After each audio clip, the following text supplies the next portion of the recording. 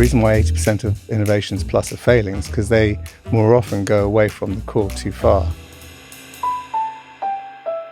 Hey Laura, how are you? I am very jet lagged, but very well. Adam. How are you doing? Welcome back from your trip to New York. Thank you so much. I loved your photo from was it the Empire State Building or the Rock? You did. You got my clues. Empire State Building. Yeah. Empire State Building. Yeah, excellent. How was the trip? It was exhausting and excellent, which Good is how stuff. New York always should be, right?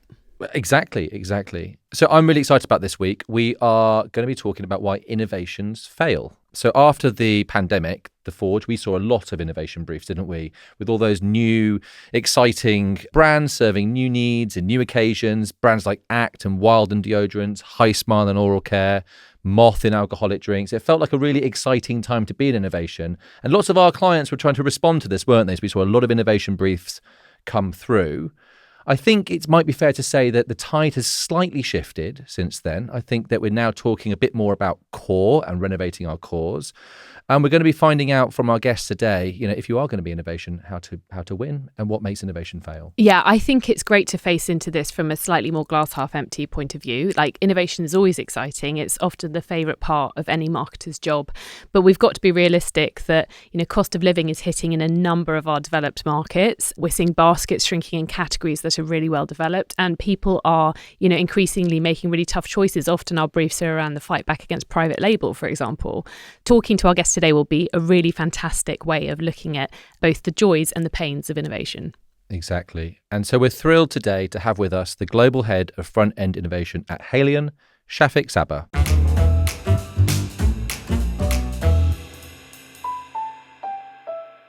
And just before we hear from our guest, a quick ask from us. We'd love it if you can tell one person about this podcast in the office or on a call today, or leave us a 5-star review and a rating wherever you listen to your podcasts. Okay, here's the interview. Welcome, Shafik. Hi guys, nice to meet you both. Great to have you on board. I think what's really interesting about your career is that you started with a mechanical engineering degree, is that right? And then went into automotive engineering at Ford. What's the key thing you took with you as an automotive engineer into your role as an innovator at a consumer healthcare company now? I think it was in the summer of 94 and 95, showing my age here. I was sitting in a pub on the King's Road and I watched an Audi TT and a Porsche Boxster drive past, and they just launched and everyone went, "Oh, they're nice, really lovely cars." And at the same time, I immediately thought, "Oh, can't afford it. And if I could afford it, I can't insure it." So that's an interesting need. Went back into the office on the Monday. I was working in the business strategy office at Ford at the time, and we kind of came up with a very simple proposition, which was an affordable, good-looking roadster.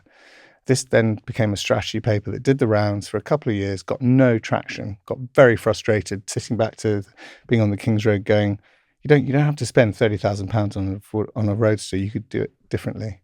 And then worked with our design studio over in Turin at the time, and we basically built a prototype, stuck it in the Turin Auto Show, quietly in the corner where no one would see it, and all spotlights went onto it.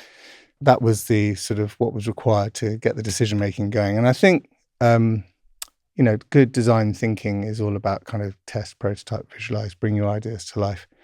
Cars aren't communicated on paper. They're sat in, you touch them, you feel them. Everyone talks about, what does the door sound like? What does the steering wheel feel like? Do you get pushed into the back of the seat when you floor it? Whatever it is, right? They're visceral, emotive things. So we had to build a visceral, emotive expression of the idea. And I think in innovation now, wherever you work, and in healthcare, it's particularly interesting, a bit difficult because of the rightful rules. When you're testing new ideas, you can't just stick things in people's mouths or take this tablet and now you've got some new benefit, because you might be waiting for a clinical to show if that's safe or effective and stuff like that. So it's hard, but I do think AI can do an awful lot to rapidly prototype. It does simplification and theming and ideation brilliantly, but that prototyping bit I think is just kicking off now, and it's fascinating to watch. So there's actually something to react to rather than just these kind of abstract concepts. Yeah, definitely. Yeah. So my one learning from the car industry would be just bring your ideas to life in the most visual, physical, kinesthetic, unignorable way possible. Unignorable way in the corner, just there, and shine a light on it. Yeah. Sorry to start on a dour note, but it feels like a lot of innovations fail. And it's something we should probably face into when we talk about innovation today. Why do you think that is? Yeah, it's a bit depressing, isn't it? Something like 80% of innovations are cited as failing. It all really starts in strategy and strategic choices. Where I work at Haleon, which is one of the I think it's the largest over-the-counter healthcare company in the world. We act like an internal consultancy to our organisation, and we go around supporting our brands and our teams in global and local parts of the business with innovation challenges. The ones that turn up to us with a really well-defined brief that is part of an enduring strategy that's been proven out time over time tend to have a really clear sense of who they are and who they aren't, who their core target audiences are, their growth audiences, what are the boundaries of scope. They tend to have all the basics in place. The ones you get worried about is when they kind of go, oh, I'm a relief brand. I want to move into prevention or recovery, and really loose, open statements like that. The second piece within strategy is having a really solid sense of what your core is on your brand. For me, the core is really what you're famous for in the eyes of your consumers, and probably where most of your sales are. Mm-hmm. We tend to see when we look at brands, about 80+% of our sales are in 2 or 3 core products, and even maybe 50-60% in just the one hero product. Advil for us, one of our mega brands in the US on pain, has its tiny little terracotta pill, and more than half of the sales are in just that one hero product. So yeah, really having a strong sense of what your core is and continually loving it and finding ways to reestablish and reaffirm that leadership position. And then finally, capability. If we were talking about insight today, I don't think any marketeer around the world will disagree with that's a skill that you need to constantly invest in, constantly be curious, watching consumers, looking for early new behaviors, looking at all sorts of inspiration for insight. But we, as innovators, we tend not to have the same reinforcement of core learning.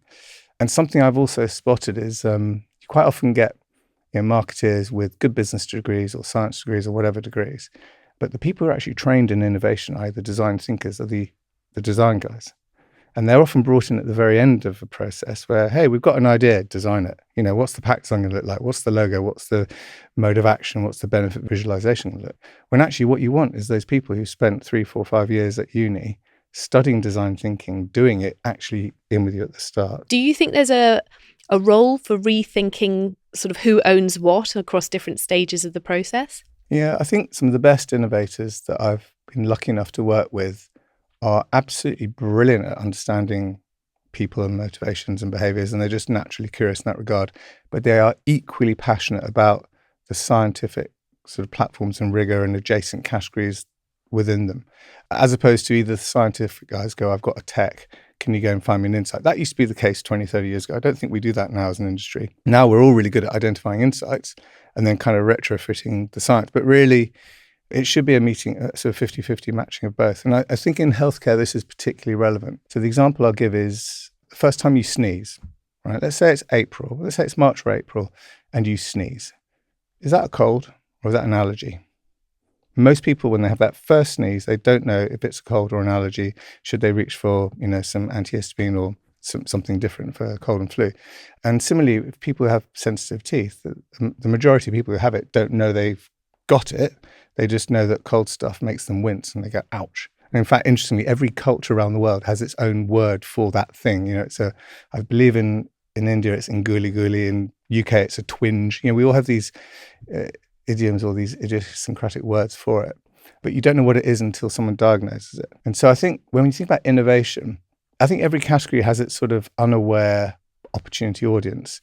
And we as innovators need to think about as much of what the science behind that condition or that brand sphere of influence is, as much as what the consumers are telling you they need and want. And then you kind of end up with giving them what they think they want, but also surprising them with stuff that they didn't know they needed until you put it on their plate. I think one of the really interesting things about healthcare is quite often you don't know what you don't know as a consumer until someone like the pharmacist or the doctor tells you to use something, or your dentist. You don't really think about it. How do you kind of manage that, I guess, lack of consumer knowledge around some of the categories that you're innovating in?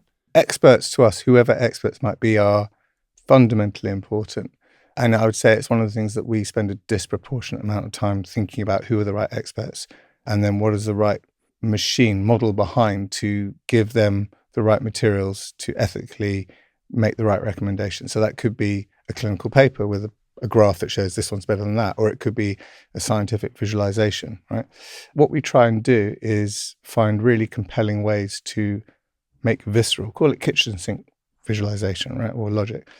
Make visceral what the source of the problem is that explains the symptoms you're having. That ouch when you have something cold, or It's harder in asymptomatic things. Like the immune system is not really, it's an asymptomatic thing you can't experience until it's too late and you have your first sneeze or what have you. So we're always trying to find clever ways to visualize and show that. And then you take those materials to experts who'll then find their own way to independently use that to advise consumers. You said that people who came to you with a really strong understanding of who their brand was often had the strongest briefs and the sort of biggest clarity for you. But you operate in categories like pain relief, where understanding of the category itself is so culturally driven, whether that's a preference for topicals or a sort of mistrust of man-made ingredients. How do you marry that cultural nuance and the brand positioning in terms of defining what your innovation should be? Oh, that's a good one. And that also speaks to the kind of the global, local way of operating in large companies, which seems to be quite cyclical. I think everyone goes in 10-year cycles. I'm going to take a different pain relief brand because I know more about it, and that's Sensodyne, because I worked on it for about 10 years. So we have the same brilliant scientists making wonderful new products and toothpastes and mouthwashes and brushes and stuff to help people with sensitive teeth. We have the same creative idea. If you ask most people why they start using Sensodyne, the majority of people put their hand up and go, because my dentist gave me a sample. They diagnosed me and they gave me a sample. So our advertising, which I would say is not super sexy, not super jazzy, incredibly effective.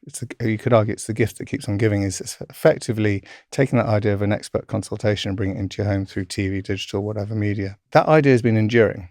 But when we go and film those ads, they're unique to every market. They're local dentists, hygienists, local pharmacists, whoever is involved in that model. And so you have the same underlying science, you have the same underlying creative idea, you have the same underlying editing machine, quite frankly. All the ads will go into a central place and be edited in a very efficient way. So you get those levers of scale, but you have that personalization. And then that allows for all the local language. You mentioned the global-local tension, which is obviously a clear one you have to manage. The other tension, I think, is this one between something you alluded to earlier, which is the core and then stretch. And I guess the tendency for marketing is to want to kind of often find new needs, new occasions, new benefits that they can target. Yeah. How do you, in innovation, kind of balance that? Making sure that you're nurturing your core or reinforcing that, but also, giving enough headroom for the stretch stuff. I get really irritated at a lot of innovation conferences when they all go, every great new disruption's a great new idea. It's like, no, you obviously haven't got any experience in the real world, because the reason why 80% of innovations plus are failing is because they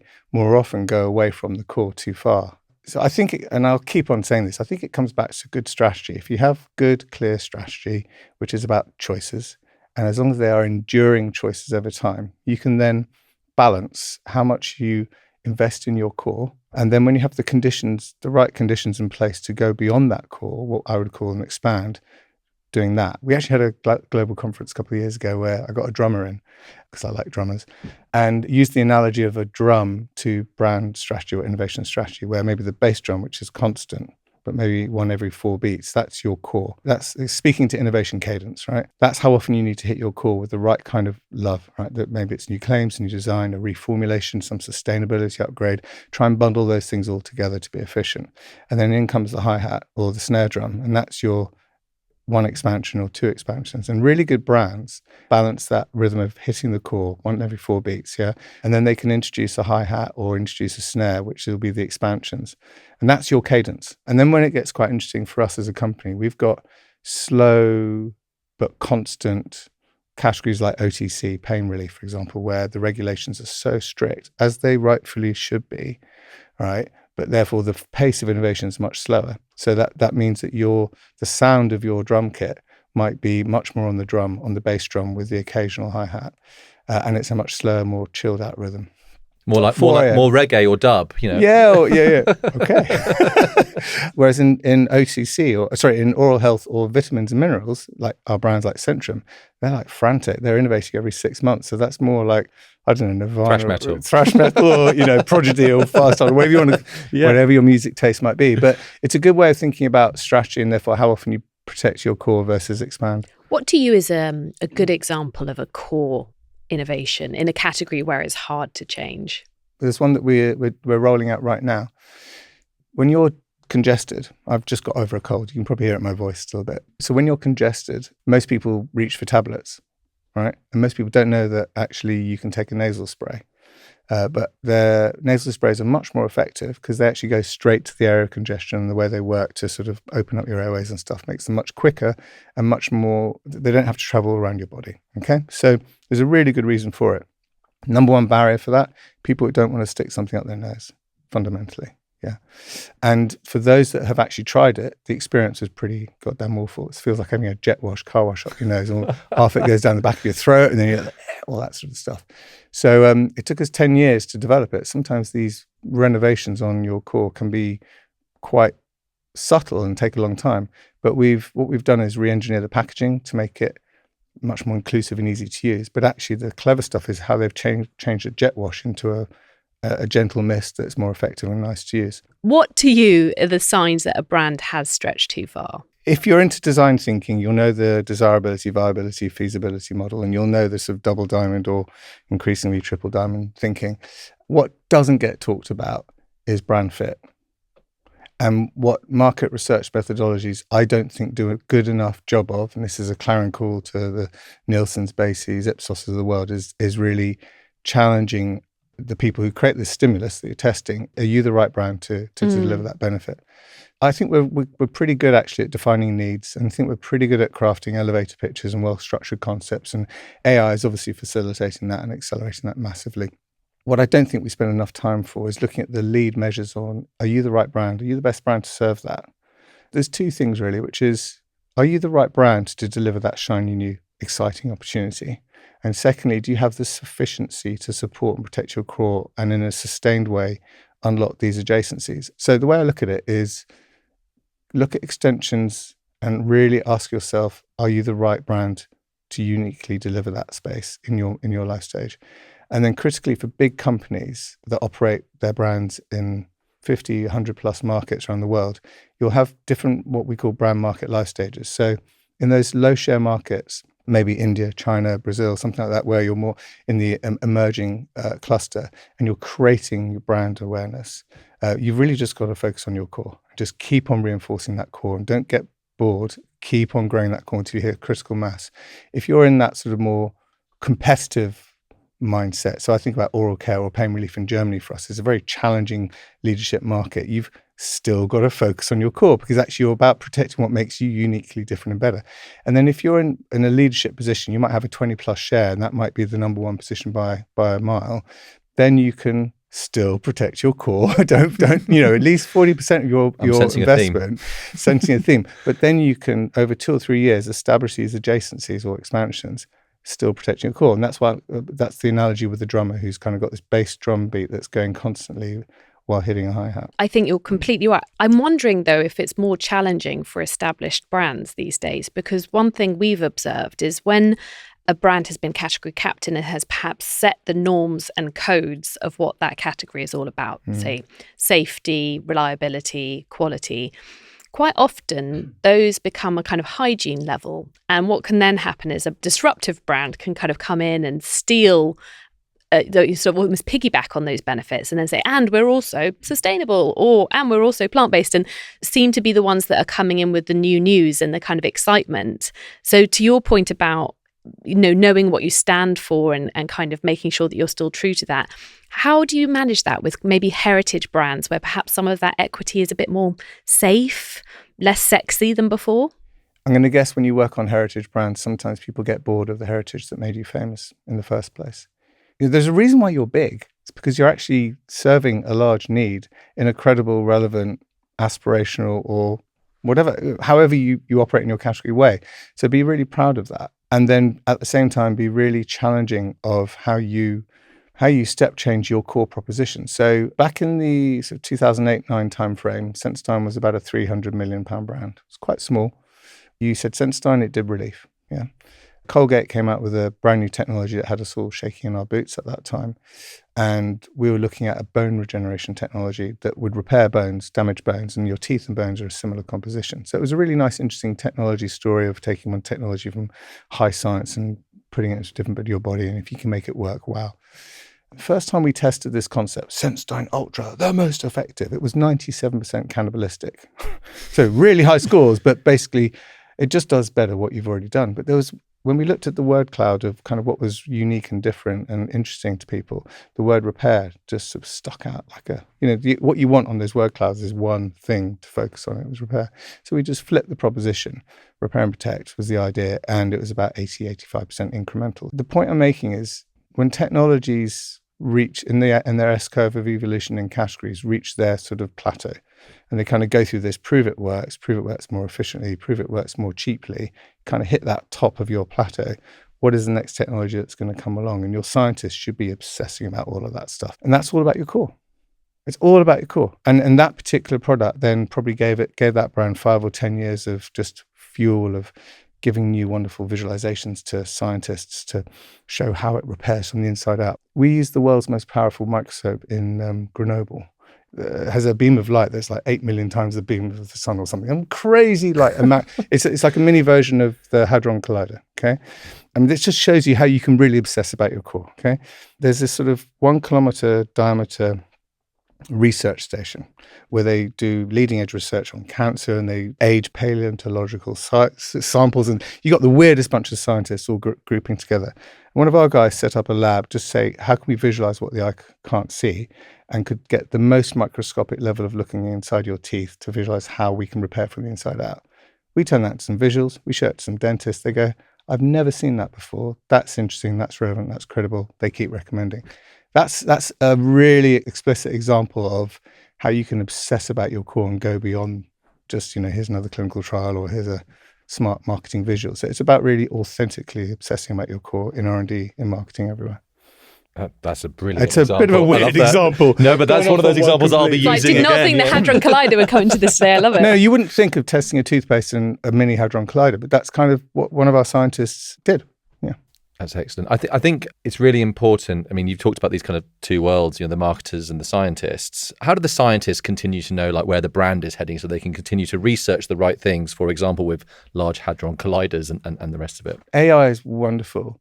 And also post-COVID with this sort of hybrid working, siloed ways of working, so much has changed for the better. But I definitely think the one thing that has suffered, and I know I'm not alone in this, is people have stopped going and spending time with consumers. It doesn't have to cost money. My dad is... He is a minefield of insight when it comes to aging and healthcare. So I speak to him and I watch him all the time and I just see insights. He's the gift that keeps giving there, testing every product on him probably, not literally. But it's having that curiosity and learning some of the fundamentals. So that's what we need to do more of. Here's a random example. My son was applying to uni to do product design and he was given a 48-hour challenge. And it was sort of an inclusive design brief. So I just stuck an eye band, a mask on him for an hour. And I said, go and brush your teeth, make a cup of tea, make some lunch and something else. And he just got first-hand insight on what it's like to be blind. And then he used that insight immediately to get his, we used to joke, if you want to know what it's like to be an allergy sufferer, chop a Spanish onion and then try and come up with ideas because your eyes are streaming. There are lots of ways to empathize and just do that all the time. I loved what you said about empathy and really getting into the consumer experience. And last week I was in America looking at shelves. And for the first time I thought, I wonder if we've reached peak stuff. There was so much choice, so many brands. And I didn't feel like there was the energy in shopping that you would have seen, 10, 15 years ago. Now, arguably that's driven by digital, but also things are really expensive, and you look at the price. Especially in the US. Yeah. And I think for the first time we've seen US baskets shrinking in some of our key categories, which is really unusual. What kind of challenge do you think that prompts for innovators? Yeah, and more is not better. I remember reading Barry Schwartz's book, The Paradox of Choice, I think 2004. Love that book. One of the things that struck me was if you're thirsty, someone is offering you coffee or water, you'll be happy in your decision. But if someone lifts off 20 different things, you'll be going, I'll just have a glass of water. You'll be less satisfied with your final decision.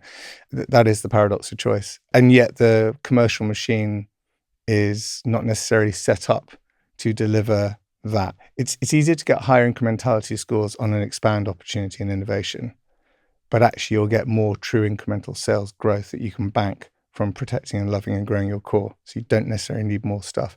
So one of our Automotive, actually, the brand that I spoke about, the nasal spray before, one of its barriers before, back to good strategic planning, should know what the clear target audience is and behavior change is you're trying to drive. Some of your other podcasts speak about that very eloquently.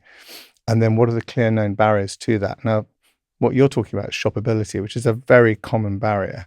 So making, first of all, when you're at your 10 foot, further away foot, it's like brand blocking, okay? And does your brand look old-fashioned and tired? Well, Automotive did, and so it renovated itself, made it more modern, got a better brand block. And then secondly, through a turf analysis, it worked out which were the power SKUs that consumers wanted. And then it made the pack design reflect that turf much more clearly. Net the markets that did this, essentially a design restage, saw massive levels of growth. I won't say numbers not appropriate, but decent levels of growth just from a pure design restage that made it easier to shop the shelf. But there is an inherent tension in the world, which is stuffing more product in, and retailers going, we don't want more product. It's one in, one out. All the usual discussions that have to happen. This is fantastic. We got so much out of it. Thank you very much. Cool.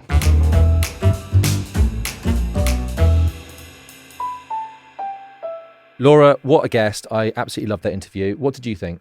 I really enjoyed it. I really enjoyed the provocations, particularly around talking about the core. I think it was really interesting to interrogate the question about what the core actually is. I think it's quite easy for us as marketers to gravitate towards the next shiny thing, which I think was Shafik's own words. And sometimes that can mean seeing core stuff as a bit boring and basic, but he gave us so many different ways in to think about what the core is and what it stands for. It's a bit like what Amit Singh was saying when we had him on the podcast, talking about the core being an idea, or it might be an occasion you own, or a benefit that you own, or a need that you own. And he was saying that you're a big business selling a lot of products because you are solving a problem in people's lives, and not to lose sight of that problem that you're solving. But also that it could be so many different things. It could be an access point. It could be a way of explaining a benefit. It could be a new claim. It could even be a way of sort of evolving into a new space, but, one that really leverages the existing equity and kind of premiumizes it or makes it more accessible. I think that actually gets a lot closer to what people would traditionally think of as innovation, and it's a lot more sort of sexy and exciting. And shopability. I mean, that was really interesting, wasn't it? Making sure that once you've done all this hard work, making it easy to understand what it is and how to find it and how to use it. As someone that spent 30 minutes trying to find a soft drink, admittedly with a lot of jet lag in the US the other day, I would 100% advocate for shopability, and I loved what he had to say about design being part of that process. Absolutely. Well, thanks for another great interview, and we will see you next time. Great to see you, Laura. Speak soon.